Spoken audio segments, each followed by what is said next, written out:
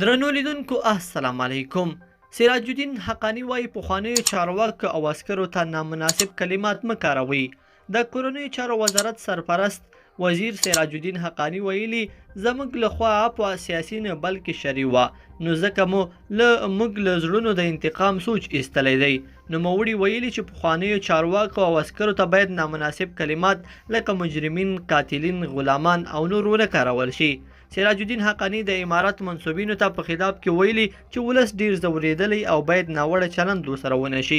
هغه زیاته کړې چې که له چا سره داسې چلند وشو اړوندو ادارو ته دې شکایت وکړي او موږ به یې عاملینو ته شرعي سزا ورکړو.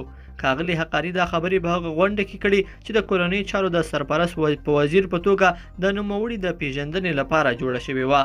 بلخوا د پاکستان نړیوال هوایي شرکت به راتلونکې اونۍ له اسلام آباد کابل ته خپلې الوتنې په عادي ډول پیل کړي. د فرانسې خبري اژانس د راپور له مخې له هغې وروسته چې طالبانو د افغانستان کنټرول په لاس کې واخیست، دا به د یو هیواد لومړنۍ سوداګریزه الوتنه وي.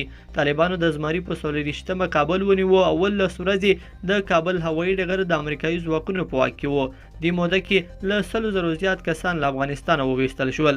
د یادونې وړ د پاکستان چې د افغانستان تر ټولو سرسخته سیال هیواد یادیږي، کابل ته د افغانستان اسلامي امارت له راتلو سره په افغانستان کې ډیپلوماټیک او غیر ډیپلوماټیک فعالیت ډیر شوی دی. لیدونکو په دې هیله چې دا مطلب به مو تر پایه لیدلی وي. که مو دا ویډیو خوښه ویډیو لایک کړئ او چینل سبسکرایب کړئ. تر بیا ښه وخت.